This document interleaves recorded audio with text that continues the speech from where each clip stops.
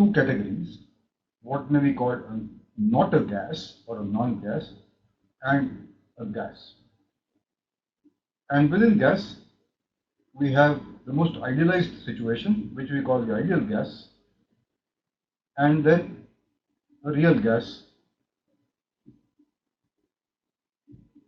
that deviates from this thing. This is the easiest thing to work with in thermodynamics, for the equation of state is very simple, and that is the central idea of all this discussion on properties of a substance as to how can I get all the properties for a given state if I have one, two, or minimum two independent properties are specified. Then we went through a discussion about how a material behaves, and we took the example of water at ambient conditions and looked at what happens to it when you do isobaric heating. And there we came across that substance can exist in many phases. We said that there is a compressed liquid, which can also be called as a subcooled liquid. Then we came across a saturated liquid, saturated vapor,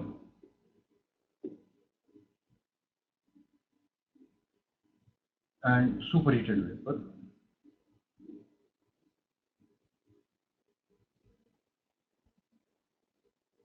And then something which is beyond this, we call it the supercritical fluid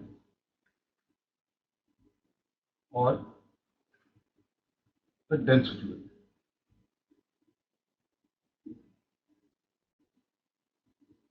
So we learned that substance can exist in so many states, beginning from ideal gas, which is one extreme, to real gas, superheated vapor, saturated liquid, compressed liquid, and if you go below temperatures below that, then you will have the solid phase.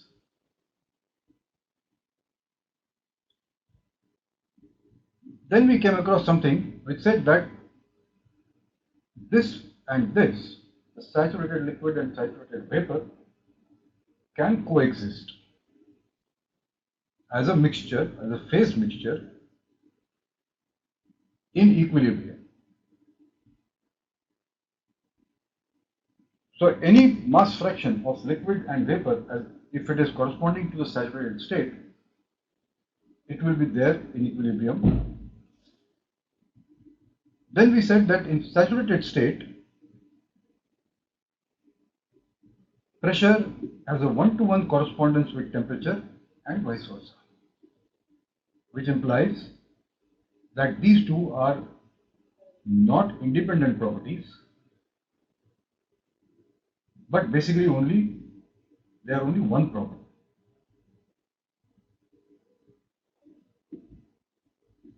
And to completely specify the state, we need some more information. That information can come either from data on S or H or V or U. But we introduced one more parameter that will complete this definition of the state, which we called X, the dryness fraction or the quality.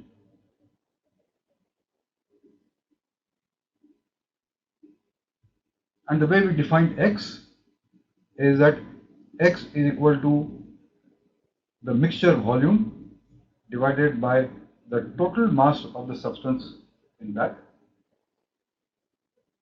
What we mean by this, we can call it say V total upon M total meter cube per kg. We took one example yesterday and we said that look, I have a vessel, there is so much liquid sitting here, the upper space is filled with vapor. Then what is the dryness fraction? And for that we define the system boundary as this one, and this is the dryness fraction we are now defining for this. It's not necessary that this is the only way in which a liquid and a vapor in a saturated state can exist with one another. Another example is a tube which is being heated, like the evaporator of a refrigerator or evaporator of an air conditioner. And at the entry of this, we say we put saturated liquid. Dryness fraction is 0. And we ask that the liquid was completely occupying the space inside the tube. What happens to this liquid as it gets heated and it flows through it? So as some heat is added, it forms small vapor bubbles which are largely floating in saturated liquid. As more heat is given, these bubbles become bigger and they still the liquid around this. And even more heating takes place, these bubbles start to occupy a larger space in the tube, and the liquid is now in smaller amounts in a very irregular fashion. And then we could have a state where there is lots of vapor, small amounts of liquid as fine droplets, and finally only vapor. So physically this is what happens in the tube. But we can always pick up a state at that point and say what is the dryness fraction here or what is the dryness fraction here. So you could have dispersion of vapor bubbles inside a large liquid, or in the other extreme, fine droplets moving around in vapor.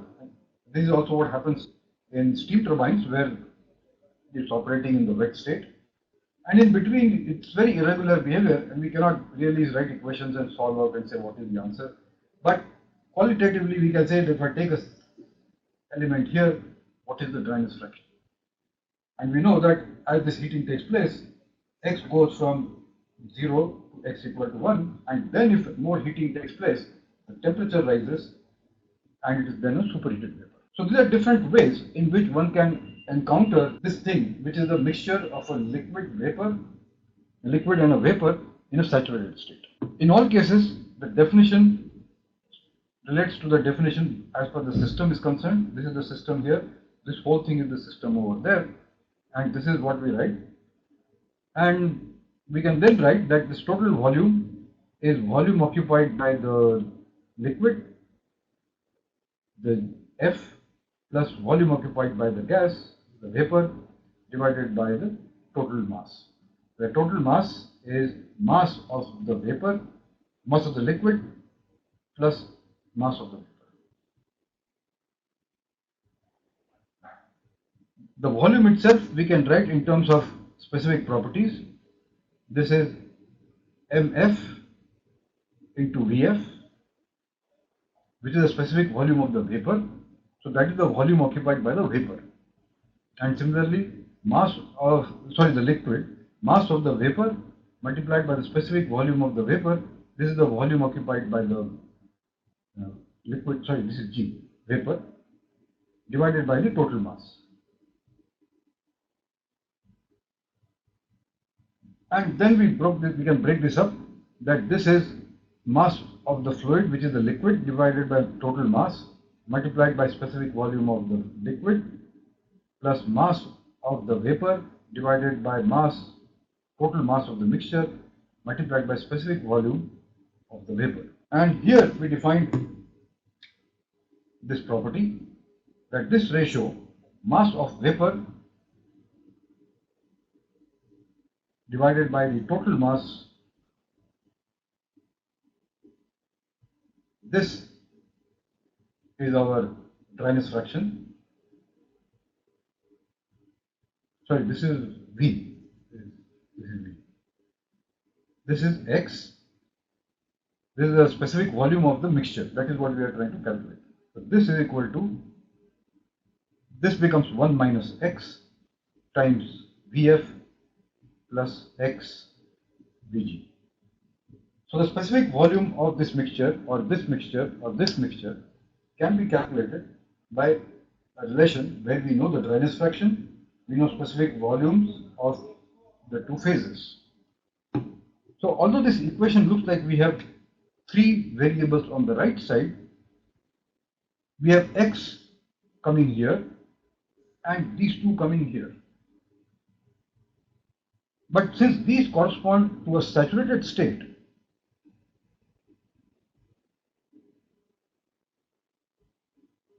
they are basically only one variable, which means that either we know the pressure or we know the temperature, and then from the property tables we can go and pick up Vf and Vg. So we are basically looking at only one variable here and one variable over there. That's what we need. We need two things, and that's what we can get from here. We can recast this equation and write x is equal to, and if we do that, we get the answer that x is equal to V minus Vg, Vf, upon Vg minus Vf. That's how we can calculate it. And what it tells is that if V is equal to Vf, that means the entire volume is occupied by the saturated liquid state, then x is equal to 0. And if V is equal to Vg, that means there is only saturated vapor, then x is equal to, and in all applications, x will take a value between these two, and this and all these are defined only if we have a saturated state. So if say that we have in a vessel or in any system, we only have a liquid. If it is saturated liquid, its dryness fraction is 0. But if it is subcooled liquid, then its dryness fraction is not defined. Okay, so subcooled liquid is not a saturated state, so x is not defined. And similarly, the other extreme, that if you have only vapor in this, if it is saturated vapor, then yes, x is equal to 1. But if this is superheated vapor, then x is not defined. Sometimes somebody will write x is equal to 1, even though it is a superheated state. That's wrong. And same thing, if subcooled liquid is there, one says, no, there is only liquid there. Since only liquid is there, so x is equal to 0. That's incorrect, because the state is subcooled, and for that, dryness fraction is not defined. What we had also mentioned is that we got this property relation for in terms of specific volume, but the same thing also applies for all the other properties. So if you want to know that for this mixture, what is the specific enthalpy of this mixture, we can say that H is equal to 1 minus x times HF plus x times Hg. And we said, what is the, ask the question, what is the specific entropy of this system? Then S is equal to 1 minus x SF plus x Hsg. And the same thing we can use for U. U is equal to 1 minus x UF plus x UG. So how do we get values of UF and UG? We discussed that a little bit yesterday, and what we have is tables and then computer programs also to help us with that. To give an example from the tables, the table heading will be saturated state, and in this table the first column could be either pressure, or in some cases it could be the temperature. If the pressure is given, then after that follows a temperature column, which is the saturation temperature at this pressure, Tsat at this P. If the temperature is the first entry, then the second column will be Psat at that temperature. So we'll have an entry here, like this. And after that you will find that there is an entry for Vf, Vg, then Uf, Ug, Hf, Hg, SF, and S. So all one needs to do is pick up where the pressure or temperature is, and you get all the saturation state properties coming out of there. That's how we use these tables. In between, if these are discrete values, one has to do interpolation. Alternately, you can use either software packages or you can go online, and there are online things where you say, they ask input two independent properties. And when you input those two properties, and they will give options. You want to input pressure and temperature, or pressure and dryness fraction, or pressure and specific enthalpy. And you pick that option, put those two values, it will tell you all the other properties that we are talking of over here. So everything comes up. One can also write these equations and integrate it with a program that then people do it when you are doing complete analysis of thermodynamic systems. You want to frequently call properties and you need that, so you write a small subroutine. And there is one more definition that comes in, and that has to do with the fact that we define a new term, VFG, as VG minus VF. That means the specific volume change during the phase change. And similarly, we can define UFG, HFG, and SFG. So I'll just write down one of these. This is HG minus HF. And this is called specific enthalpy of evaporation. And its value at 1 bar for water is what you have learned in school, because you have 540 calories per gram, or the equivalent in joules per kilogram. So if you want to express the value of X, say V, we can write that VF plus X VFG. That's another way of writing the same equation. Or in the earlier equation that we wrote, where we defined dryness fraction in this way, this we can further write as V minus VF upon VFG. Okay. In many cases, the tables will give values of these also, but there are many cases where they may not give these values. And the reason would be that if you want that, we can just calculate it from the values of HF and HG. That's what is there. And in the tables, this property relation also is always true. H is equal to U plus PV, the property relation we have already seen. So in some cases, even U may not be given, only H would be given, because in many engineering applications, H is what is used very frequently. So you will find that there is no properties for U given. No need to panic. We know that H is given, P and V are given. From there we can calculate it. So let's now look at some property diagrams. We also saw yesterday something that we have plotted, that how does this whole thing depend on the pressure at which this behavior is seen, and we came across two different set of lines. We were making temperature on this axis and specific volume on this side, and we came out saying that there is a line which is like this, where each point represents x equal to 0. This is the saturated liquid line.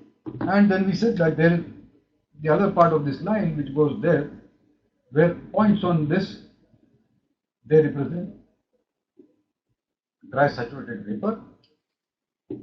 And we define one thing, which is this point here, as a point where the differentiation between vapor and liquid phase disappears, and all we are left with is one state. This is called the critical state. And all properties at the critical state for a given substance are unique. They are just listed out separately. And last time we looked at the fact that if we started with 1 bar, what happens, and we made a picture of something like this. Then as the pressure kept increasing, we said that this goes up, and we start seeing lines over there. And similarly, further increase in pressure, this side is there, and all the states fall over there. In the critical state, there is a point of inflection here, and then it continues.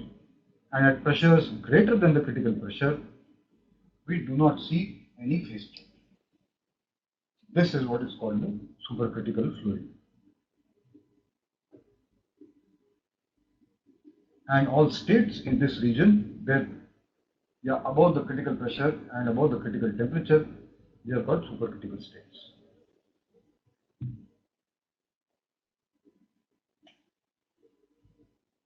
So we looked at this TV diagram, and now let's look at the TV diagram for some other substances. Okay, so let's look at this picture first. I have plotted what I have explained by freehand over there.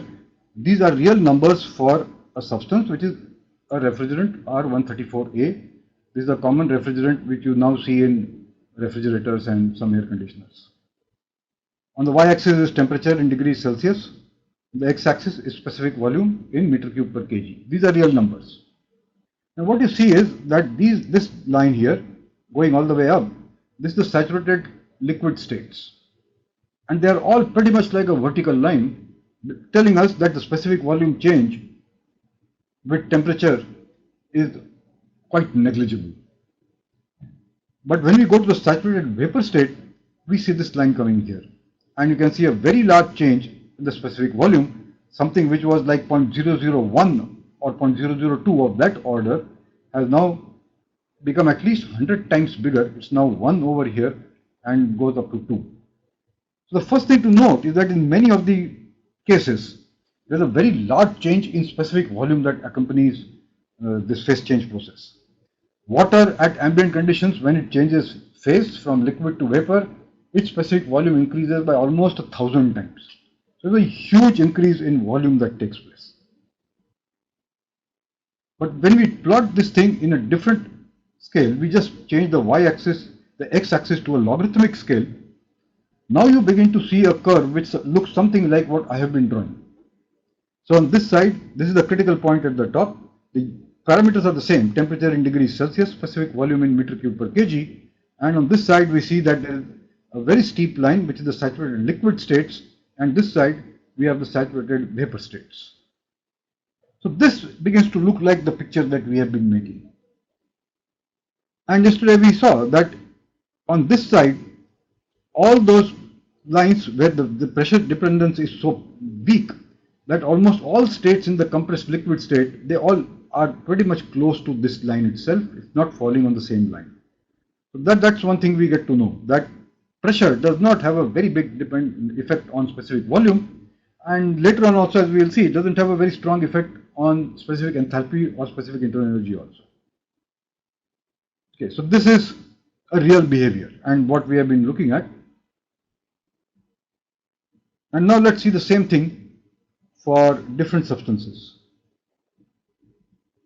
Yeah, okay. So what I've tried to do here is make a similar TV diagram for different substances. We can do that because temperature scale is absolute. It is the same temperature scale everywhere. And the specific volume is also an absolute scale. So that is meter cube per kg here. Okay, there is a small change here. I've written here temperature in degrees Celsius. This is not right. This is temperature in Kelvin. Okay, so we can make that change here. This curve at the top is for water. The bottommost curve here, this is for nitrogen. So you can see that it is going to very, very low temperatures there. Something like 126 Kelvin is the critical point, the critical temperature for nitrogen. And in between here, there are two things I have drawn. One is propane, which is this curve, and just next to that is this curve, which is for R12 CCl2F2, which is a refrigerant. And we can see the range over which these properties varies. Nitrogen goes everything below 126 Kelvin, oxygen will go below that, hydrogen will be even smaller than that. So they will all be like small domes over there. In between we get a lot of substances. Water comes here, and all of them have the same behavior, a very weak dependence on pressure on the saturated liquid side and fairly strong dependence on the saturated vapor side. But they all have the same general thing that I have been describing. So that's the important thing about this. So we made a separate plot last time where we put on the x-axis the temperature and on the y-axis we plotted the pressure. And the lines that you see on this picture, these are lines of saturated states. So if this is the temperature, the question is what is the saturation pressure at that point? If this is the temperature, what is the saturation pressure here? And all these lines are for different substances. On the extreme left is hydrogen. So we can see that the topmost point is the critical point for each of these substances. So hydrogen goes to very high pressure, but the critical temperature is like 10 or 20 Kelvin, somewhere about that. Then you have nitrogen, which is there and goes up to about 126 Kelvin. Then you start getting here like carbon dioxide, and then a lot of curves which are very, very similar to one another. They are R22, R134A, these are hydrofluorocarbons of different types. And then this one, which is butane. The reason for bringing butane and all these substances together is that if you look at the thermodynamic properties of all these, they are somewhat comparable. And so one would say that I could have used butane as a refrigerant, or better still, substitute that hydrogen in butane or propane or ethane by chlorine or fluorine, and you start getting all these wonderful chemicals which were the refrigerants. And it was these wonderful chemicals that were responsible for ozone layer depletion. And so this refrigerant R12 I have not put here, but R22 is a little bit still in use, but it is slated to be banned, and we are moving out to R134 and other refrigerants where chlorine is much less or if not there at all. So there was a huge environmental problem with these materials, and so while they are very popular for a very long time, starting about 20 years back, the global community decided that we don't want this, they are too bad for the environment, we should go for more eco-friendly refrigerants. That's what you see happening today in ACs and refrigerators. Then you have this state here, this line is for water. And to tell you that it's not just water and all these substances which behave like this, we have gone a little bit further ahead, and here these are the properties of mercury. We have seen mercury in the lab, which is a liquid. What it means is that at that 1 bar pressure, mercury has a saturation pressure, there is a vapor pressure at that point, and some mercury vapor would be getting into the atmosphere, but this is very, very small. But you can see that here now the temperatures have gone very high before we can even start thinking of mercury becoming a saturated liquid. So for instance, at 100 kilopascals, which is here, the saturation temperature of mercury is about 600 something Kelvin.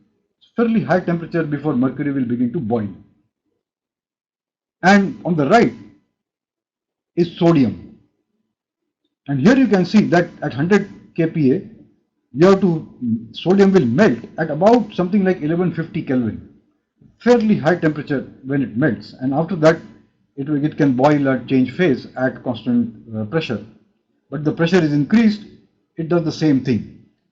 So all these substances are basically showing us the same thing, that you increase the pressure, the saturation temperature increases, or vice versa, and this behavior ends at the critical point for all substances. So we'll now look at a few more charts to tell you that this is not just the case with materials like these. And one would ask, why are you bothered about sodium? Because that sodium is the main material which is used as the coolant in fast breeder reactors or breeder reactors in the nuclear industry.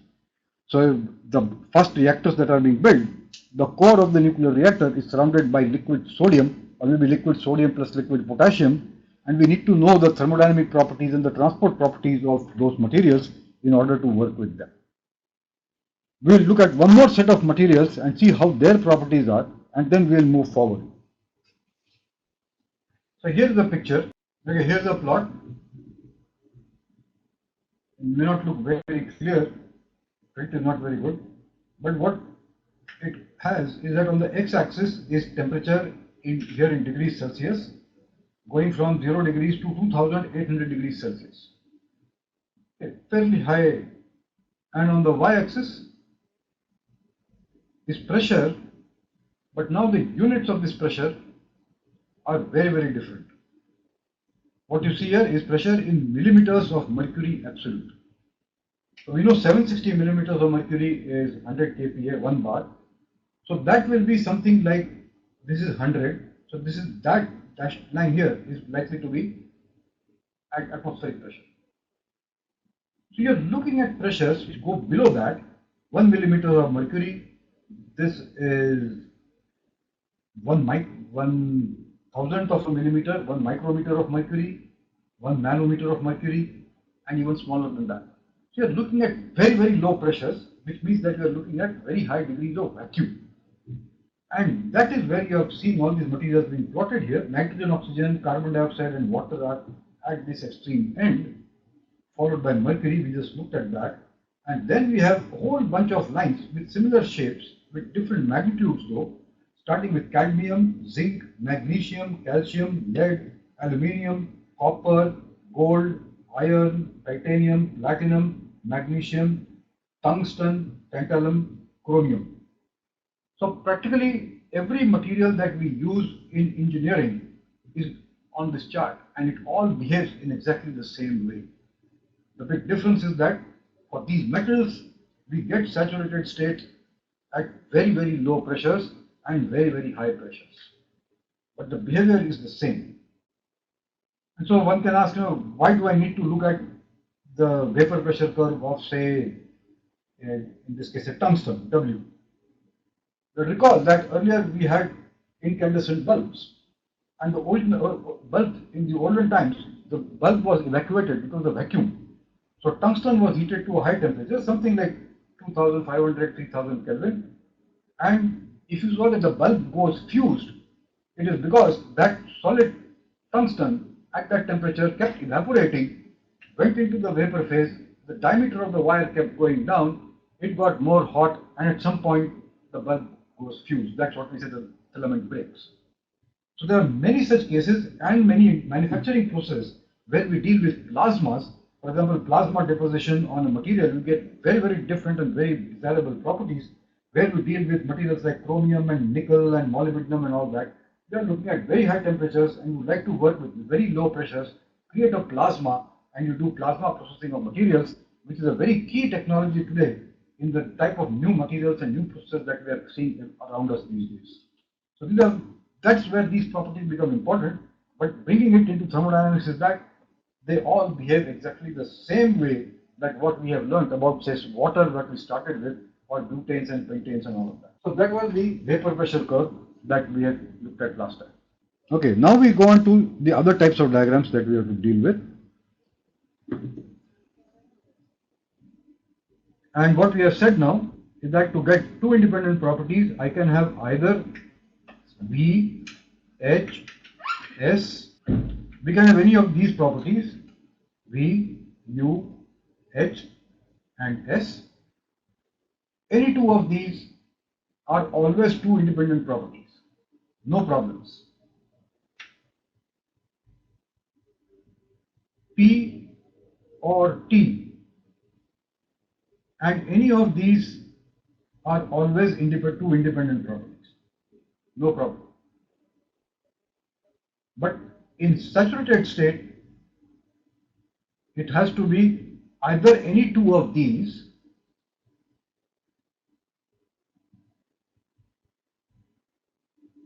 or pressure and any one of these, or temperature and any one of these, or any of these with X. So X with any of these properties, P, T, U, V, H, S, this will constitute two independent properties. And when we do problems, we get different combinations of properties coming in. We should not get flummoxed, and we just simply ask the question, do we have a saturated state? If yes, then we have to look at all of this.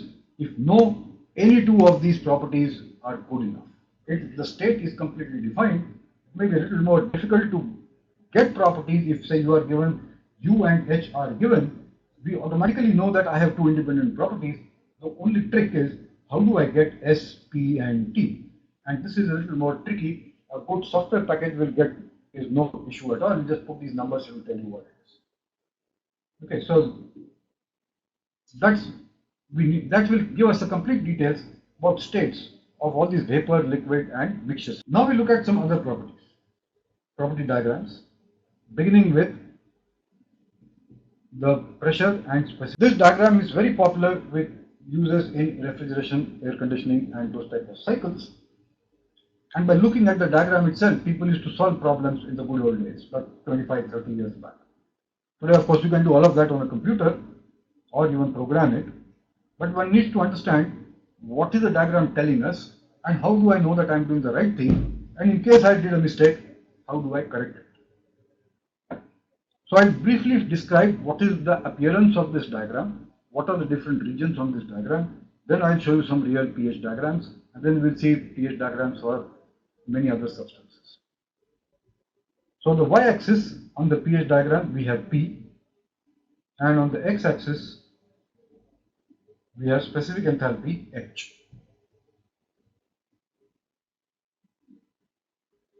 And if we do the same thing what we did earlier, that is we plot all the saturated liquid states, then we will get a bunch of states which are something like this. So this is all x equal to 0. So what we have done is we have taken this pressure and asked what is at this point, it is this pressure, and at that pressure what is HF. So we have plotted P versus HF. That's all we have done, nothing else. And now we do the same thing with P versus Hg, the saturated vapor state. And this graph will give us a bunch of states that have approximately this shape. And this is all x equal to 1, and what we have plotted is pressure versus the dry specific enthalpy in the dry saturated state. And the critical point is right at the top of this, the critical pressure. And this graph will of course always end on the lowest point, it will be the triple point. So except water, for most substances we don't get anywhere close to the point where we start seeing solid, except maybe carbon dioxide in that case. And so in many diagrams, the triple point line and what happens at the bottom is not even shown. But it is there, we don't need to be too concerned about it. So if we draw these lines, we get this shape. One on that side and one that comes something like this. So this has this particular shape coming in. Inside this region, and we will now start giving it a name, because this is what all diagrams will look like.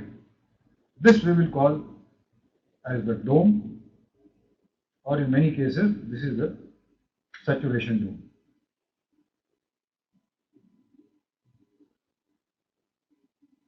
So we'll use this word very frequently, that the state like inside the dome is the wet state, which means that the state is somewhere in this region inside here. So that's inside this is all our wet saturated states. X equal to 0 is here, x equal to 1 is there, and at constant pressure, if you keep heating it, you will go like that from x equal to 0 equal to x equal to 1. Constant temperature lines will go something like this, then they will continue like this, and then start going down there. So this is T1, and like that there will be a similar line T2, and then in the critical isotherm there will be a line T3. So this is what one sees. So this is T2, and like that there will be a family of these lines coming on this. And along with that, we can also plot constant entropy lines. So that was T, and constant entropy lines on this line diagram, they end up going something like that.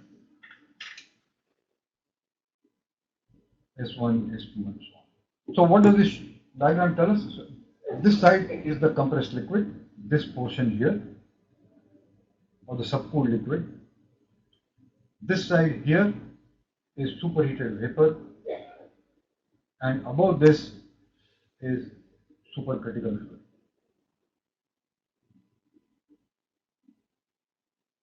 Or dense fluid. That processes like heating and cooling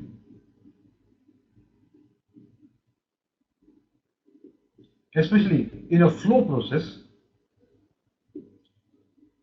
And an example of that is, say, the air conditioner evaporator, in which we are pumping in the substance. It goes through all the tubes, comes out. In the real case, there will be some pressure drop. So the outlet pressure will be slightly less than the inlet pressure. For the time being, let's not worry about it and say that there is no pressure drop. In the first cut analysis in thermodynamics, we assume that flow processes involving heating and cooling and no work transfer, these are constant pressure processes or isobaric. That's an important assumption we'll make in this course, that wherever we are going to look at a flow system and we look at either condensation or heating or cooling, we say that it is isobaric, which is an approximation to the extent that we are neglecting pressure drop in the pipe. Pressure drop is what one would have learned in a fluid mechanics course, the same thing. It's a good first assumption. When you start doing real systems, then of course you will start worrying about pressure drops, but they can also be shown on this diagram. So let's ask the question, what happens in the condenser of your air conditioner? Well, we start with a superheated state, say somewhere there, which is what we got after the compressor. And then we put it into a set of tubes on which we blow ambient air. The temperature of the vapor inside is more than the ambient temperature, so it starts rejecting heat and it gradually keeps cooling down, and it goes through all these states like this. At some point it becomes a saturated vapor. We continue cooling it, and at some point we say, okay, enough cooling is done, and this is our exit state. So this line, this 1 to 2, is your ideal condensation process in the air conditioner. What the real process will do, there will be some pressure drop along this line, so the final state will be at a pressure slightly below this pressure. So we can say that it came somewhere there, and so this line would be somewhat off from here. That's how we show a state on these state diagrams, and we show a line with an arrow to depict what is the process. A solid line means that this is a reversible process.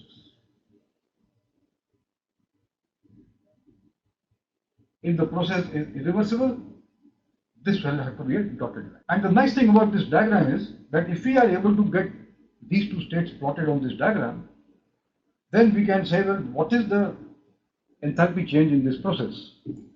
Well, if you do the mass conservation and first law analysis, you'll get a relation that heat transfer rate is the mass flow rate multiplied by the enthalpy difference between the inlet and the exit states. That is quite nice because you can just go down this chart, look up this value of the specific enthalpy, go down this point, look up this value of the specific enthalpy. We can get H1, we can get H2, and the difference of this is the enthalpy drop during the process. That multiplied by the mass flow rate is the heat transfer in this process in steady state, no change in kinetic and potential assumptions. That's a nice thing to know. The next thing that happens in the refrigerator, and we can now see yet another process that happens there. In the previous module, I discussed that if potential energy changes are very small, kinetic energy changes are small, it is adiabatic, no work transfer, steady state, then inlet and outlet enthalpies are equal to one another in a throttling process. So in this diagram, H equal to constant will be a vertical line, and that's what we do in a fridge or an AC, that after this thing, the fluid is throttled and brought down to a low pressure. And this process will be shown by a broken line because throttling, no matter what, is a hugely irreversible process always. So this brings us to another state, state 3, and it tells you that, okay, if we know the specific enthalpy at 2 and the final pressure of throttling, then I know that H3 is equal to H2 because it's the isenthalpic process. P3 is given to me. I have two independent properties, we can do the rest of the calculation. It is at this state that the refrigerant enters the evaporator where the cooling takes place and keeps getting heated up, and it goes through a bunch of effect in the room, and the wet saturated refrigerant kept getting heated its dryness fraction kept increasing, became x equal to 1, and then became a superheated vapor there. That's what was happening. And to complete this refrigeration cycle, we say at this point it enters the compressor, and if we assume that the compression process is reversible adiabatic, it means that it is an isentropic process, then the process inside the compressor will go along an constant entropy line.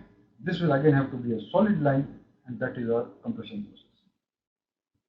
And so very nicely, we are able to visualize what this diagram looks like. And also, we can even get quantifiable data.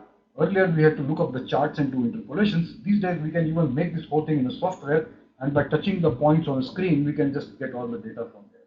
Or to be more exact, we go to the tables, input all these properties, and get much more accurate data. That is the best thing. So that is the pH diagram. Now I'll show you a real pH diagram. And there are lots of lines over there. But what we have to see mainly is that pressure is on this axis, a logarithmic scale in megapascal. On the x-axis, it is specific enthalpy in kilojoules per kg. And you can see these dark lines. It says saturated liquid line. Here it goes up. And on this side, it says saturated vapor line. This goes up over there. And at the top is the critical point for water. And from this, you can see there are many other lines on this. So let's spend a few minutes trying to figure out what they tell us. The first is a set of lines that you can see here. It says 0.1, 0.2, 0.3, 0.4, and 0.9. And here it says x is equal to 0.5. So these lines inside the dome are lines of constant dryness fraction. There are another set of lines which are going here, slightly at a larger angle than that. S is equal to 5 kilojoules per kg Kelvin. So these are lines, you can see here everywhere. This is S is equal to 8 kilojoules per kg, 9.5, 8.5. These are constant entropies lines. H, constant S lines, constant X lines. Now X lines, of course, are inside the dome only, they are not outside the dome. Then you can see these are the lines which are going constant specific volume lines. So these are those lines. 5 meter cube per kg, 0.03 meter cube per kg, and so on.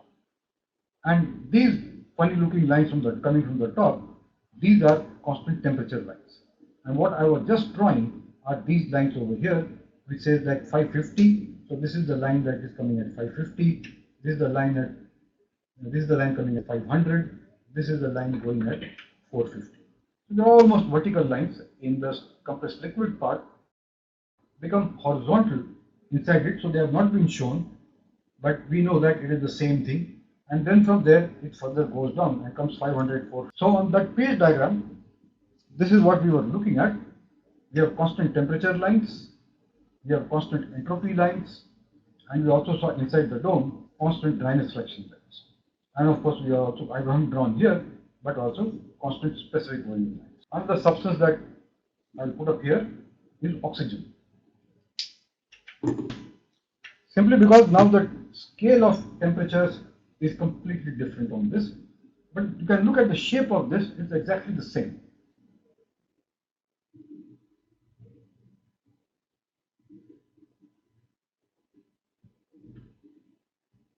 Okay, so here we are. Pressure in megapascals, 0.1 megapascal, 1 megapascal, 10 megapascal. Specific enthalpy, H. And same thing we see here, saturated liquid line over there, saturated vapor line over there, just like what we had seen qualitatively there. So this is your saturated vapor line, and on the other side, we end up getting the saturated liquid line. Inside the dome, we have the similar things, 0.1, 0.2 like this. This is constant dryness fraction over there. Then 1.5, 1.75, these are all constant specific entropy lines. Outside, these are constant specific volume lines over there. This is S equal to 3 kilojoules per kg K. And then we have constant temperature lines, which is like what we have drawn there. This is a constant temperature line and the constant temperature line. The temperatures here are very low, 150 Kelvin, 135 Kelvin, 120 Kelvin, 105 Kelvin. We are looking at very low temperatures. But look at this thing here. Ambient pressure is 0.1 megapascal, and so it comes over here. So at 0.1 megapascal, what we see is oxygen at in this condition is in a wet state, which means that at this thing, if we cool it down, and this temperature here is 105 Kelvin, this is even below that, it turns out to be about 77 Kelvin. So 77 Kelvin, 100 Kelvin at these pressures, oxygen behaves like has a liquid and a vapor state, and you can start getting wet states in this. And the reason for saying this is that in the cryogenic engines, picture of which I showed you yesterday, the oxidant is liquid oxygen, which is filled at this state. So we need to know what is the specific volume there, how sensitive is it to temperature, what is the specific entropy, what is the pressure and temperature to which I need to cool it, and then we know how much is the volume that we need to have in the solid rocket motor to put that much liquid oxygen in it. There are many other uses of oxygen. For example, a medical oxygen cylinder that comes filled at 150 bar. 150 bar is 15 megapascal, which is somewhere here. And if you say what is ambient temperature, that's about 300 Kelvin. So it is 300 Kelvin line is here. So a medical oxygen cylinder is at this state here. Highly superheated vapor, but substantially high pressure. So we need to think, is this compression going to deviate the behavior from what we are seeing here? Okay, so this is for oxygen, and now we'll see for a few more substances and see one important aspect.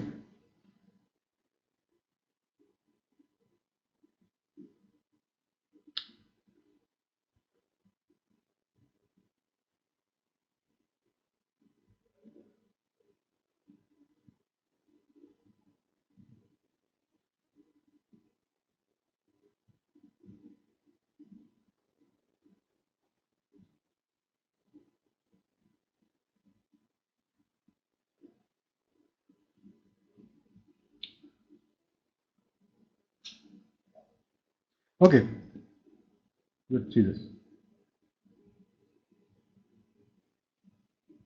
Same thing what we have seen so far. Specific enthalpy on the x-axis, pressure on the y-axis, the logarithmic scale.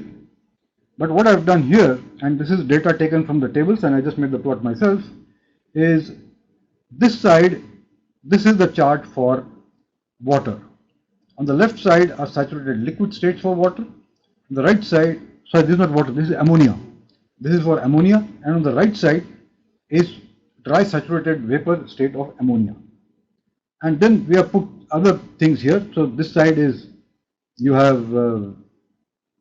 propane, and then we have R12 and R22 over there.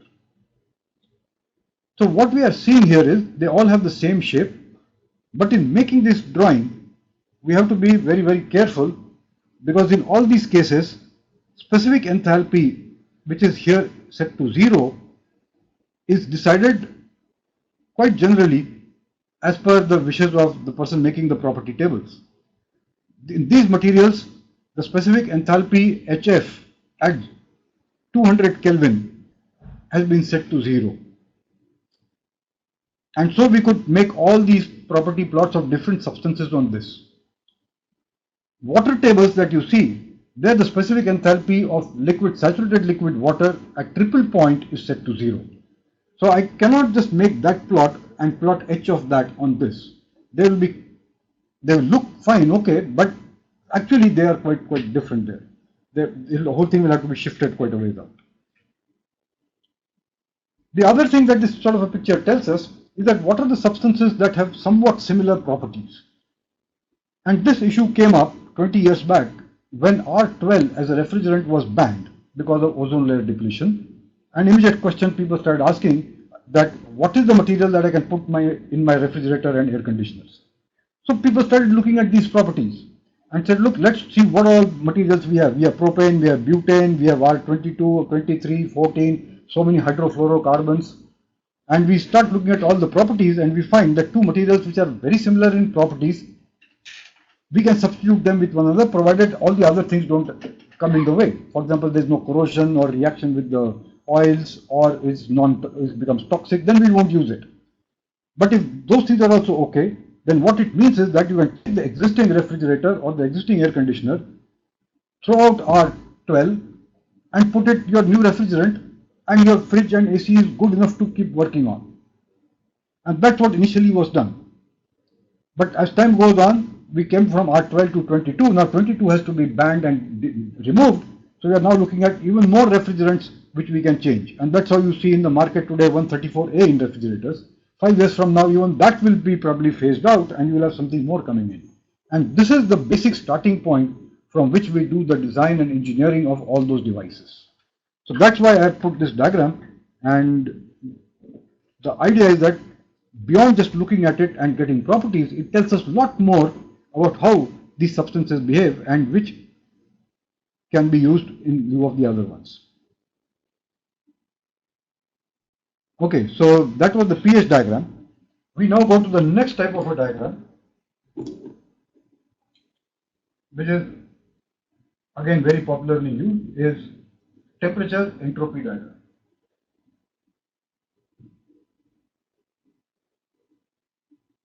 On the y-axis is temperature,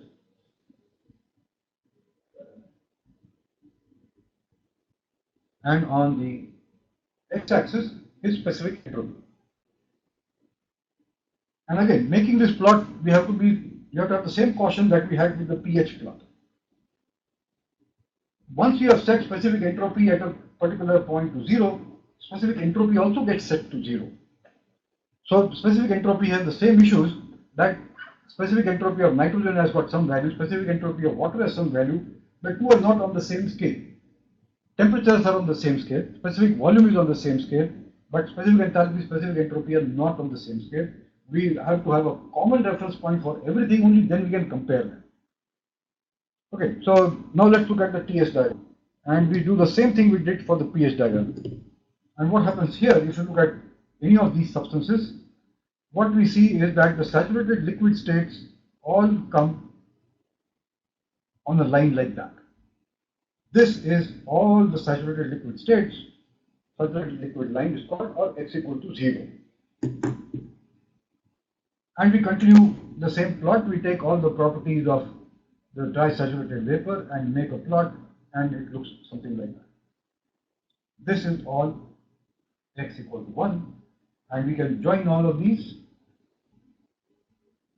This is the saturated liquid line, and this side we get the saturated vapor line,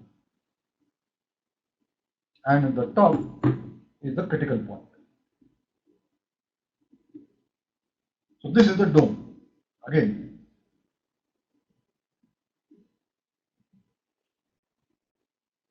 And what happens here is we can now ask for constant pressure lines. We can ask for constant enthalpy lines, constant dryness fraction lines, and constant specific volume lines. Okay, so easiest one is x, and this will follow exactly the same style as we had earlier. At any given temperature, x equal to 0 is here, x equal to 1 is here, it is increasing monotonously here. Same with every pressure. So constant dryness fraction lines will all look like that. So these are constant dryness fractions, and they are always inside the dome. Now we ask for constant pressure lines. That's what happens is we do the same, that TV type of a thing here. It starts from here and very quickly, say, comes to a saturated liquid state. Then the pressure is constant, and then from here the constant pressure line begins to go up. Then we come another point there, and then again it starts to go up. At even higher pressures we come there, and finally at the critical pressure we get this critical isobar. So pressures below the critical pressure and temperatures below the critical temperature, we see the phase change taking place.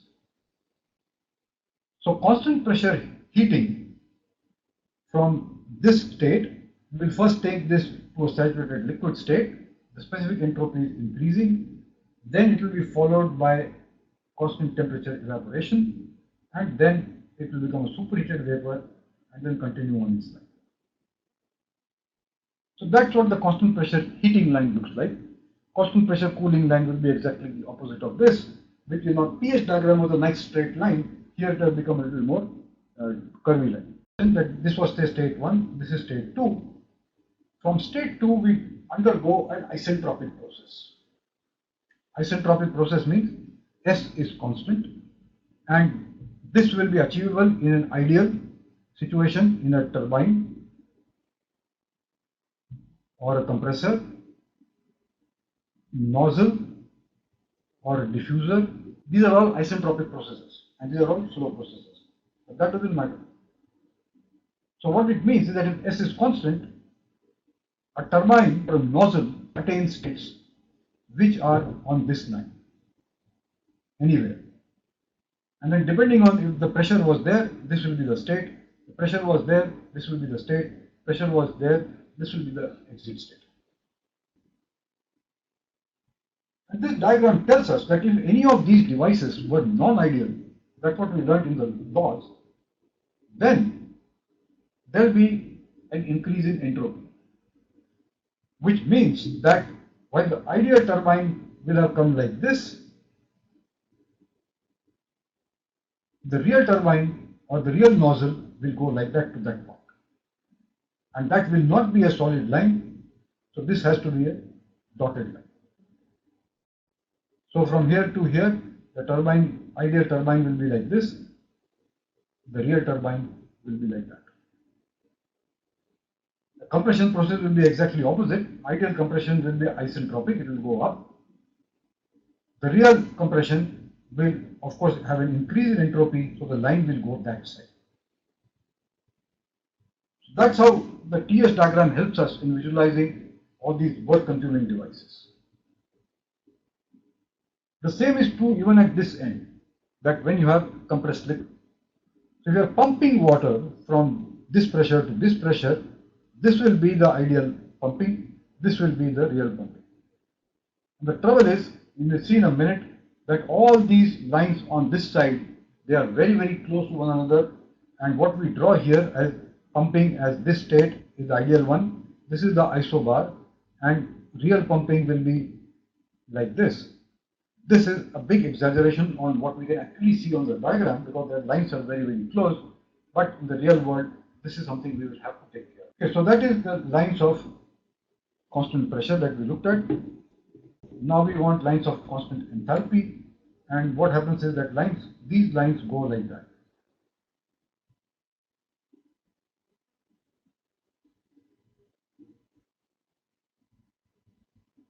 So these are constant enthalpy lines.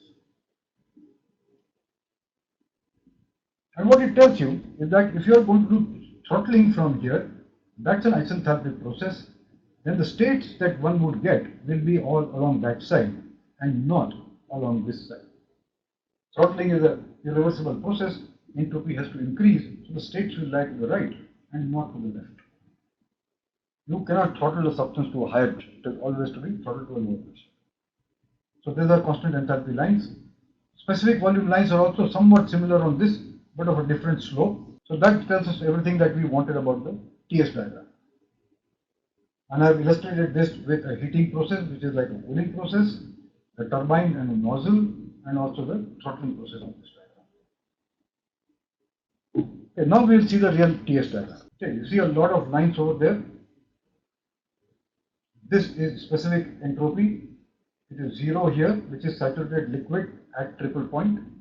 This is the triple point line of water, and this is temperature in Kelvin. So this is for water.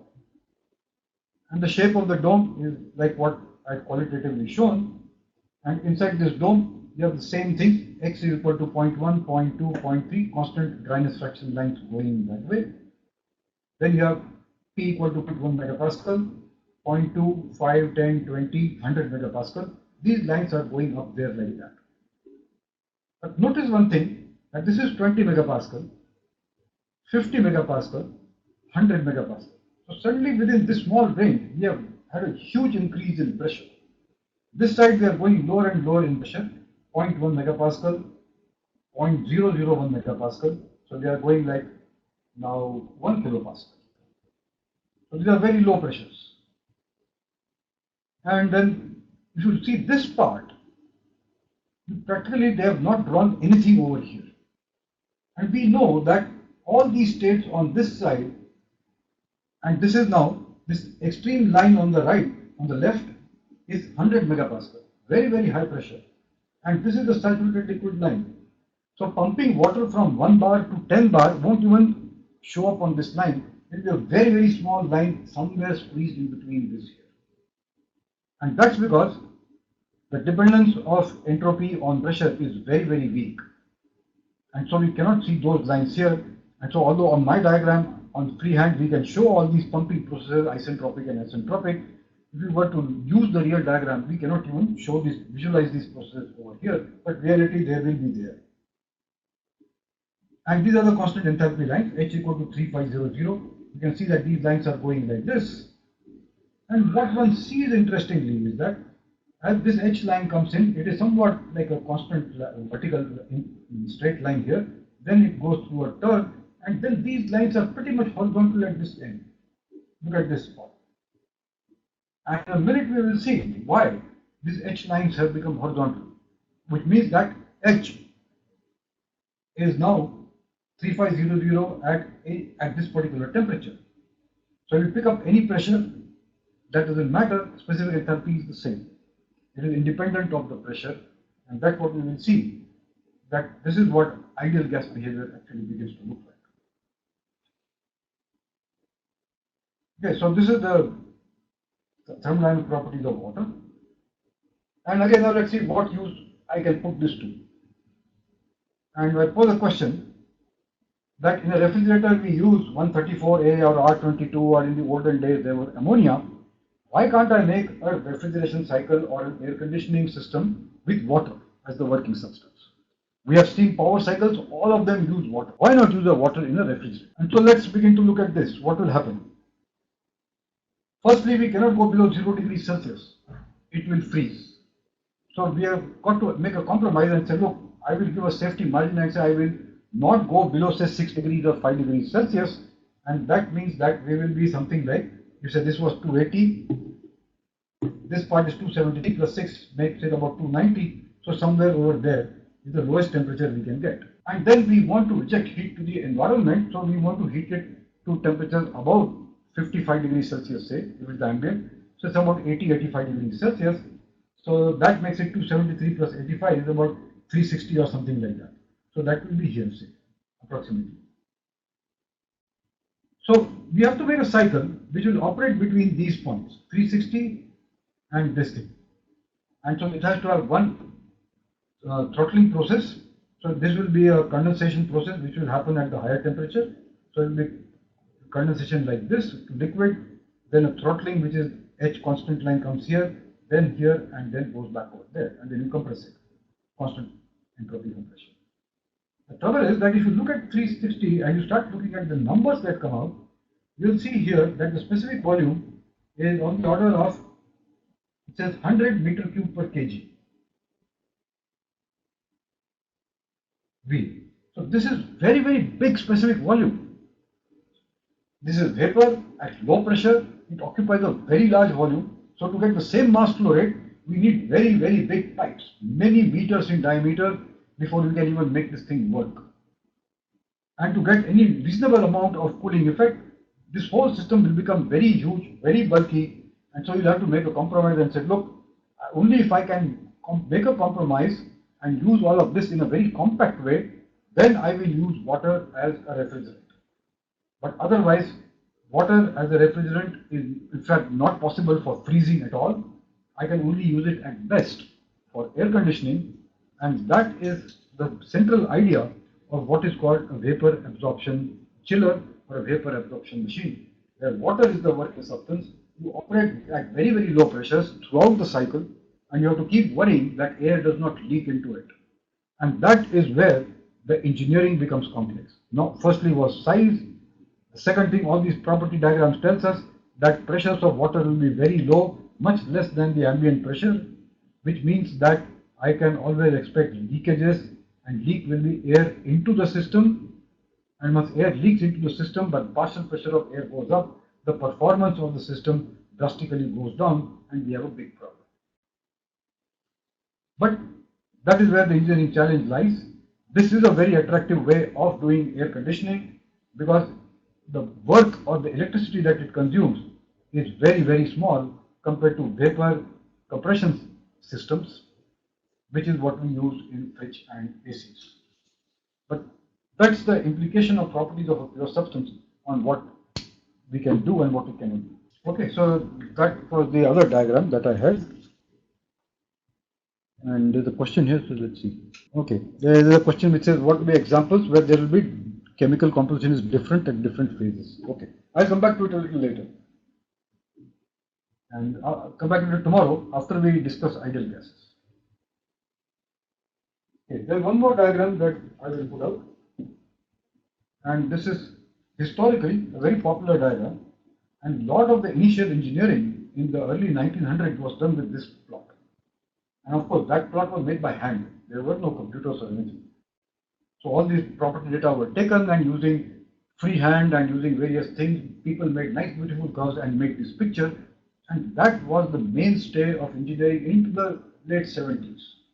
That's when slowly computers started coming in.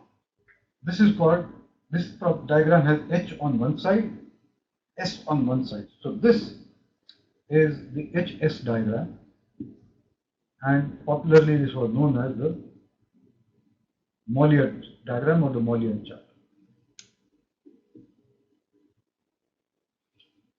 And a whole generation of engineers did design of thermal power systems and other steam-based systems with this diagram.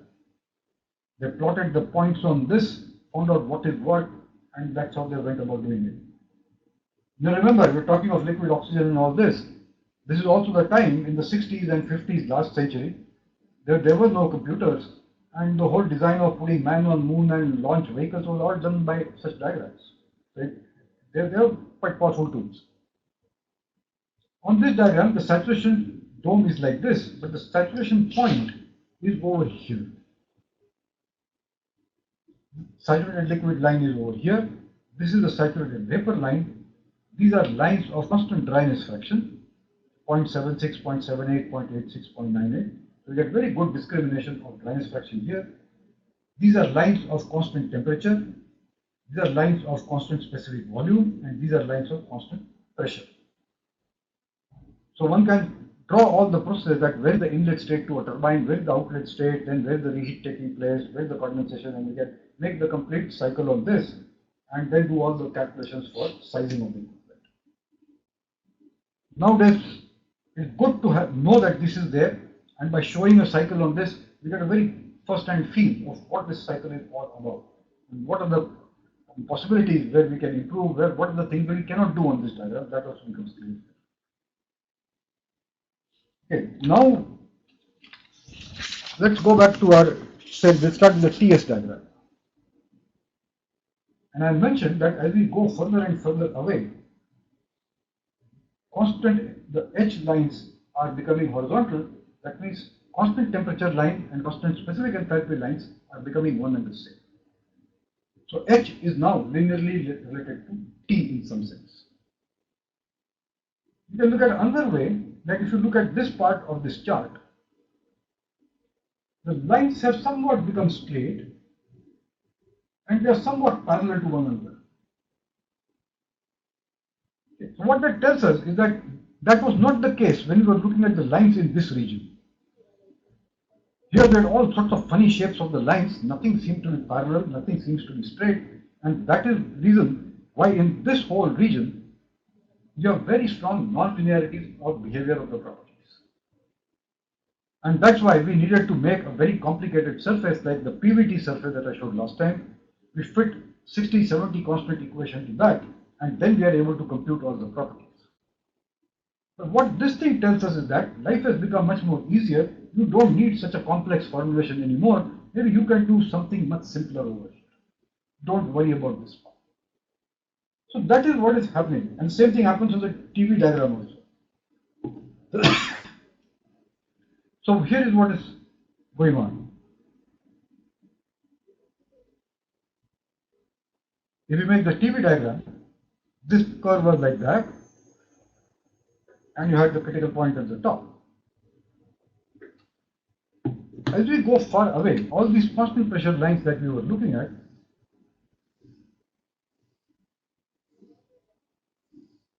they become nice, straight, and almost like parallel to one another. Similar thing was happening on the TS diagram. So what it tells us is that somewhere there, and we can say that roughly here there is a region, and there's no hard and fast rule that this is like this and this is in that part. That's why I'm drawing this a little bit zigzag. That here somewhere we can start looking at the substance as a gas, and in this whole region we have to think of it as a vapor. And these are the two very distinct regimes. And within this gas we will now see ideal gas and real gas.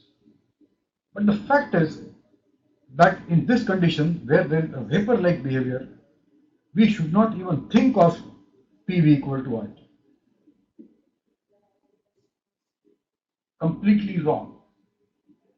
And that's why all property diagrams end at some point, and they do not give the chart properties beyond that, because then it is presumed that after these range of pressures and temperatures, the substance behaves like an ideal gas. You can start using ideal gas equations of state, and you can forget about this part. And as I mentioned yesterday, we have several applications where you have the application entirely in this region. So we don't even come into this part. And then we have applications which are entirely in this region, maybe sometimes touching this region, but largely in this. So those have to be treated as vapors, and those other cycles have to be treated as gas. And those few examples where you have some behavior here and some behavior over there, we then have to do a mix and match and very carefully see how properties get added up to give us the total change between this state and this state. Okay, so what we will now do is say, well, we have defined, say, we have got the first idea, what is something going to be like a gas? And now we continue with this discussion and say, when on this diagram can I say that the substance has begun to behave like a gas? And that tells us that basically we are looking at temperatures in this range where T minus T saturation, or the degree of superheat, is large.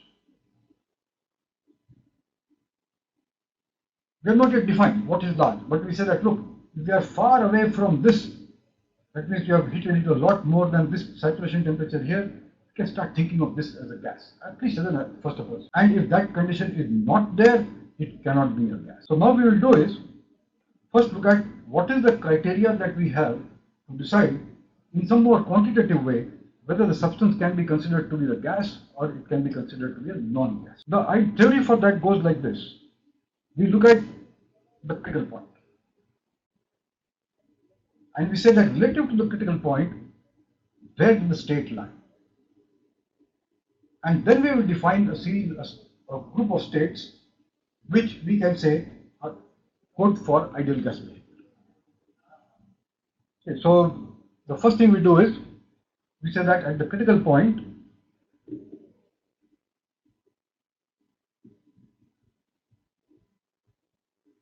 we define a new property which we call, say, reduced pressure. We call this PR, defined as the actual pressure at that state divided by the critical pressure. And similarly, reduced temperature.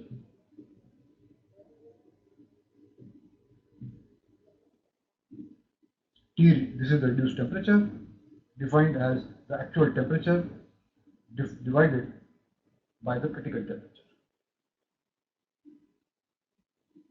Pressures are always absolute, so we don't have a problem. Temperatures, be always careful. All temperatures must be in Kelvin only for this particular case. We cannot have a negative reduced temperature. So this is the first thing we define. And then we say the ideal gas assumption says that the equation of state is PV is equal to RT. Or if we make a three-dimensional plot, then R, which is the constant, is equal to PV by T. So we can pick up P and V to figure out what is T and make a plot, and we can see that instead of that complex looking three-dimensional PVT shape, we start now looking at a very nice, well-behaved, smooth PVT shape. That means we are in that ideal gas state. And the question is, why did this substance behave like an ideal gas? And that means that it started doing those things which we talked about in the beginning of yesterday's lecture, that these molecules are now far away. They are behaving like rigid spheres. There is no other interaction between them, no gravitational attraction, no nuclear repulsion, no electromagnetic forces. They are moving in a random way, and they are undergoing perfectly elastic collisions. That's why we said that this is now going to behave like a gas. This behavior begins to deviate sharply when we are in this region, and the moment we are in the saturated state and liquid state or the supercritical state, it completely breaks down. There will be some regions of the vapor behavior where we can still say that ideal gas is approximately valid, or at least a correction to ideal gas equation state. So physically, this is what happens here. This does not happen in this part of the property regime. So what we do as a first case is that we say that if we are far away from this, way away, like in the case of nitrogen. Okay, so if you make the plot for nitrogen, and I'll show you a picture.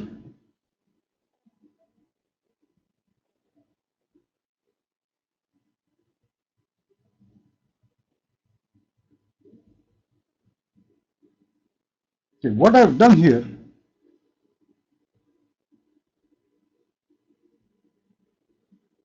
is something beyond what you see in the charts, in the sense that I have equalized the reference condition for nitrogen and water. And I said that specific entropy of that both substances at 0 Kelvin is 0. And with respect to that, I replotted SF and SG on the TS diagram. So now we are looking at a consistent set of specific entropy for two very different substances, whereas according to tables, nitrogen is reference to some temperature, water is reference to 0.01 degrees Celsius. We cannot directly plot the two on the same diagram, but this is consistent now. So here is what you see. This is nitrogen, the TS diagram of nitrogen. This is the TS diagram for water. And what happens now is that let's take the case of an inlet of a gas turbine. And I've been mentioning that temperatures there like 1400 Kelvin, 1600 Kelvin are now typical in aircraft engines and also land-based power generating units. If that 1400 Kelvin is over here, then for nitrogen, we are way, way far away from this saturation dome. In fact, even if you look at water at that state, we are still far away from this thing. So 1400, 1700, 1900 Kelvin, which are now temperatures that we are talking of in combustors and burners, we are far away from this dome, and we can say that, look, I'm far away from the critical point. Anything like this, I can quite happily accept that this is ideal gas behavior. In fact, that's what we do for nitrogen. Critical point of nitrogen is 126 Kelvin. We live in 300 Kelvin plus type of a thing. So we are about more than 2.5 times the critical temperature of nitrogen. So reduced temperature, the way we just defined a few minutes back, for ambient condition for nitrogen will be about 2. And so look, we are far away, and so we presume that air around us, and for all purposes of calculations and analysis, we treat air, or nitrogen part of air, as an ideal gas. Do the same thing for oxygen. The curve will be lower than this slightly. Equally good for oxygen to be treated as an ideal gas at ambient conditions. And we go actually one step further and we say that, look, nitrogen and oxygen also happen to be very similar molecules. at least in the physical sense, not the chemical sense. And so we will define air as a new pure substance, a pseudo pure substance, and assign properties to it. And that's what you see in the air property charts. As a first analysis, that's a very good thing to have. But this is what happens, that you have one substance at a very low temperature, that means states where water behaves like a saturated state are the same pressure and temperature at which nitrogen behaves as an ideal gas. And in a combined cycle power plant, both are happening in the same system. So we've got to really think twice as to what we are going to do and how we are going to show things on this. Okay, so that's what I was trying to show there. And what we do is we make one change to this ideal gas equation by defining Z, the compressibility factor,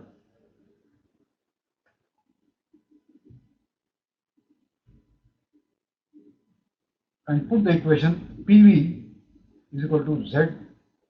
So Z begins to play a factor when that ideal gas behavior, which is the molecular behavior, begins to undergo a change, which happens at higher pressures and lower temperatures. Okay, so then we say, look, I'll make some correction, and that amount of correction that I need to make, this is a function of the pressure and temperature, or here we will put reduced pressure and reduced temperature.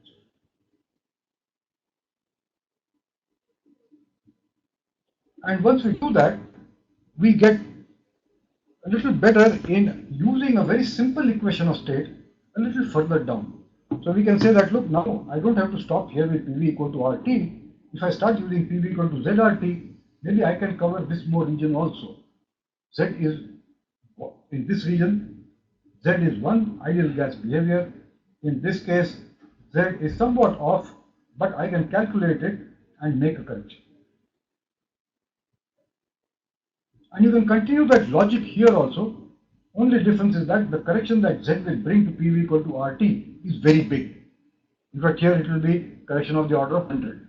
So it is not 1%, 2%, 5% deviation from ideal gas, it's a huge deviation from ideal gas. But that forms the basis for a unified set of equations for the entire range of behavior. Okay. I'll come back to the questions in a few minutes. We'll just wrap up this thing and then I will take all the questions.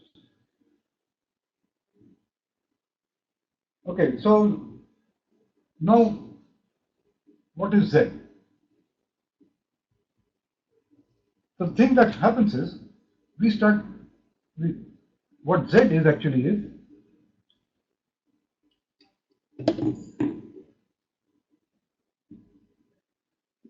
PV upon RT.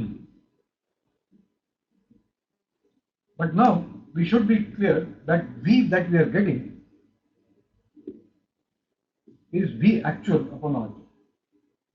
That means your medical oxygen cylinder at home, it has got a certain specific volume. We know the pressure and temperature at which it exists. So the actual specific volume we know because the mass and the volume of the cylinder were known. Independently, we know the pressure and temperature, and ideal gas equation of state tells you that V ideal gas is equal to RT upon P. This is different from this, or from this. This is V actual. And the ratio of these two is what we call the compressibility factor. So this can be written as the actual specific volume divided by the specific volume predicted by the ideal gas equations. If Z is equal to 1, ideal gas. But exactly 1 we get very rarely. So you say, okay, plus minus 0.01, that's good enough. That's an ideal gas. But then there are some cases where you say, look, I can tolerate plus minus 0.05. A 5% uncertainty in Z will cause a certain uncertainty in H and S and U. And as a first calculation, it's okay for you. But anything more, that will not be right. And why that doesn't get right is when you do this plot, Z versus pressure, and say we do it for water, this is 1, and below that becomes 0.5, 0.75, something, and this is 0. So at certain high temperatures, this will become like this and it will go off. So these are the Z values you get. Then it will become like that and start going up as the temperature decreases. This is reduced temperature, say 2 TR, reduced temperature is 2, then this reduced temperature is 1.5, reduced temperature is even less, it may go here, reduced temperature of 5. When you come down 1.2, 1.1 like this deviation from Z equal to 1 becomes very, very large. Now we have a problem. And if this was a sort of a plot for water and we could get Z as a function of pressure and temperature,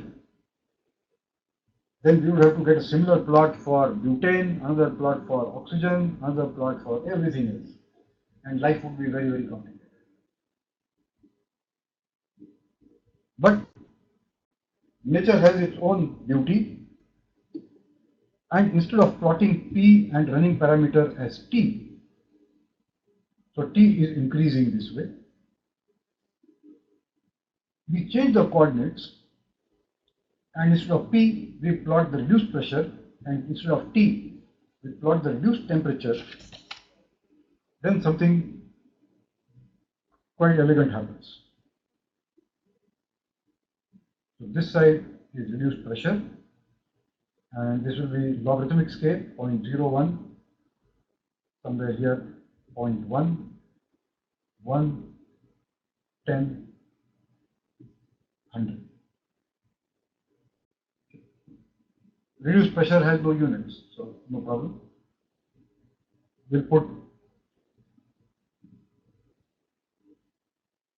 Z over here, 1, 0.8, 0.7, 0.6, down to 0. And now we will draw lines of constant TR and what Z they give.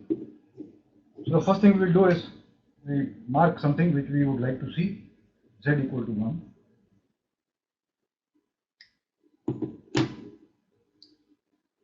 And we start saying that if we reduce temperature is say 2, it will be something like this.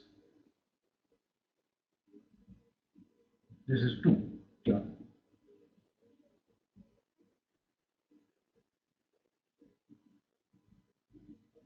If you go to 5, it may go up slightly up here and then take off.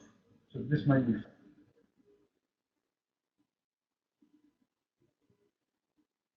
1.5, it will start there, come down, and then start going off. This is 1.5 TR.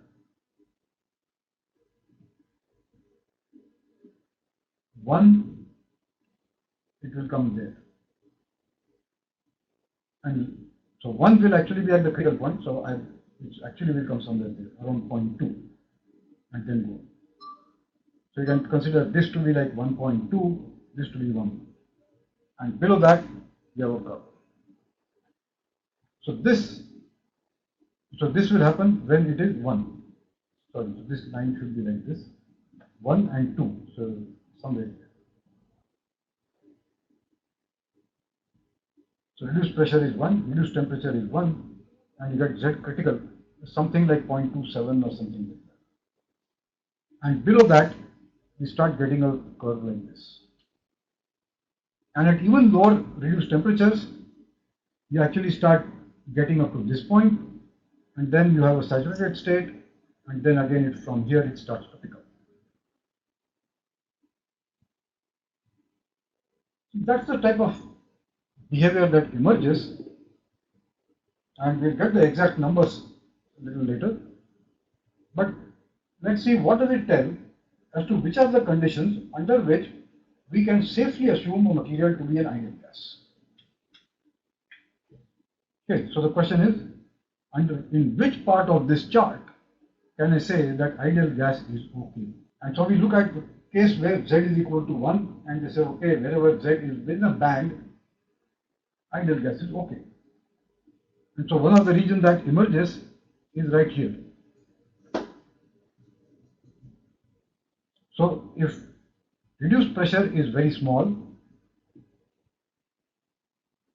and reduced temperature is say greater than 2, then we can safely assume ideal gas behavior. And that's precisely the state under which the atmosphere falls. So we are quite happy that whatever we do with air, PV equal to RT is a reasonably nice thing to do for most things that we are looking at, unless we are going to very high pressures. Then we see another region here, that even if you go to reduce temperatures to a lower value and reduce pressures are below 10, then also we can say that is ideal gas behavior, but now variation will be about plus minus 5%. Here we can be sure that as you go further away, here this side, variation is well below 1%. It's quite nice. Here, not so nice, but it's okay. And at higher pressures, no, because these curves are very steep, they go up. So we cannot assume anything beyond reduced pressure of 10 to be an ideal gas. And then again, even if we say that it is reduced pressure, reduced temperature is 2, even if it were a saturated state, then also it is not okay.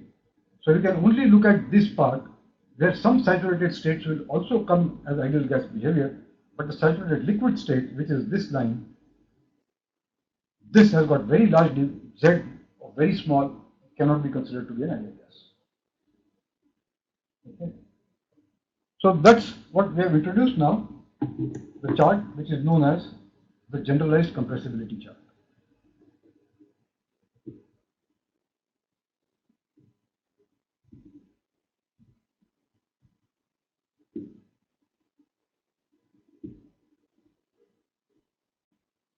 And people have done a lot of curve fitting on this and come up with various different types of equations of state. A summary of that is given in the notes, and you can look up that as you start getting away and away from ideal gas behavior, you can use better and better equations of state as long as you are in the gas or the vapor phase, after which that equation of state is not valid at all. Okay, so we will stop here and take up questions now. And the question that we have here is, this is, please explain the critical pressure and critical temperature. Okay, so let me put this up again. Now I'll use any of these charts there instead of my own pictures.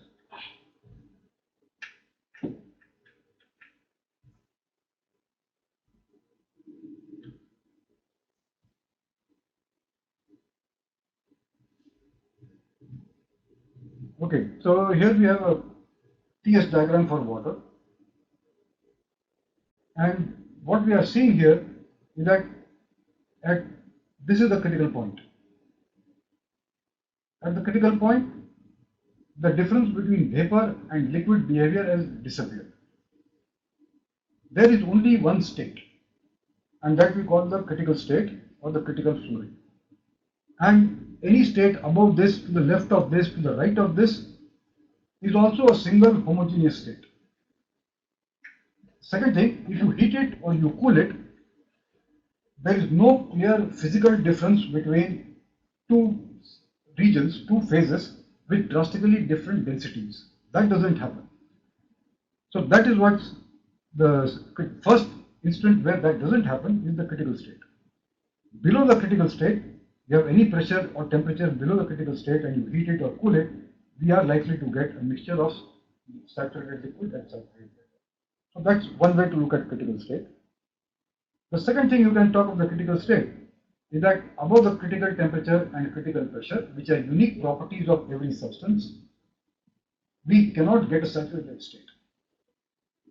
A saturated state is possible only at pressures and temperatures below the critical point. That's another thing we can come across. And since there is no quantum change in physical properties from liquid to vapor, we only see a continuum happening here. So it means that properties can be described by reasonably nice equations without discontinuities, which is what was happening in the saturation states. So mathematically and formulation wise, that is the other thing to do. I should also mention though that equations of states and the plots that we have, they are pretty good in most places, but right near the critical point, we have a singularity in the mathematics, and it's very difficult to do the programming. And so now gradually people are saying that, okay, let's not get too tied up by forcing the critical state conditions to be there, but it's okay that in this region, the substance is a homogeneous thing and we do not see any phase change below that pressure. Okay, so that's something more about the critical point. It's a property of every substance, a unique property, and that unique property means you have a P critical, a T critical, a V critical, S critical, H critical. They are all fixed. They cannot change, and for a substance, they are already there. Okay, so there are many practical situations where we have to worry about the critical point. Large power stations, the new ones that are there in the country in the last 5-6 years, they all have water which has been pumped to pressures above 220 bar, 280 bar, 300 bar pressures. They will all be in lines that go beyond this. So the heating is done there, and it means that the physical properties are not changing, so the heat transfer properties will not change very drastically. So your engineering of that boiler is very different from the engineering of this type of a boiler. That's the practical implication of a critical state. Okay, so that was a little more explanation of the critical pressure and critical temperature. How to calculate the maximum vibration energy of molecule at superheated state. Oh, okay, there's a question which says how to calculate the maximum vibration energy of a molecule at superheated state. Well, if you want to look at molecule to molecule thing, it's very difficult. If you want the averages of that to be done, you have to go to statistical mechanics, use the Boltzmann equation, use the partition functions, and from there you will get all of that. Most cases that we look at in classical thermodynamics, we don't need to go into that. Okay, then the question it says, please explain the significance of reduced pressure and reduced temperature. Okay, the significance is that we are able to move away from the specific variabilities that are there from substance to substance. Like I showed in this picture for nitrogen and water. See here, this is nitrogen, the saturated critical point is over here. Water, the critical point is here. From a mathematical standpoint, it would be nice if all of these could be made into one equation. And there are many instances where these things can happen. There are some cases where this does not happen. The one case where it does happen is what I have just explained, is that the actual pressure, we normalize it on the critical pressure. And fortunately, what that does for us is that you get a very nice single compressibility chart for all materials. It's not that every thing is lying exactly on this line. There is a variability around this from substance to substance, and you are looking at plus minus 2% type of a variability in making the generalized compressibility chart in the first instance. So that's what the reduced pressure and temperature actually helps us in that we get a common set of pressures and temperatures for which we can compare materials, various different types of materials. Just by looking at their absolute properties, we get very funny looking pictures, which is very difficult to generalize. So that's why we do this. The second thing is also that when we write the property charts, it is always nice to move away from absolute values into normalized values, and then you get an equation which has got much larger applicability than that equation which has properties for that particular substance. So we are looking at a little more versatility in the same equation being used for many substances, and that's where this PRT are coming. Okay, then there is a question: what are the modern techniques that we use to analyze gases and vapors thermodynamically? But the good old thing is still the best, that we make a closed system and any new substance that we develop, we put it into it, heat it up to different pressures and temperatures and measure its properties. And then make a curve fit to the PVT diagram and get properties from there. What has changed in the last 50-60 years though is that the quality of instruments has improved. The mathematical techniques that we have, they have improved a lot, and so we think that we can do a lot better, but still some of the property diagrams, say especially for water, which was the first one to be studied, which came from way back 70-80 years ago, some of the experiments done at that time are still among the best experiments that people have done. So doing a good experiment is not about how many more modern techniques we have, but how well we are able to design a thorough and a scientifically rigorous experiment. Okay. Modern techniques help us to do some things better, but we have to understand the basics very clearly. Okay, then there's a question. What do you mean by supersaturated solid state? Okay, I've not touched this business of supersaturated condition.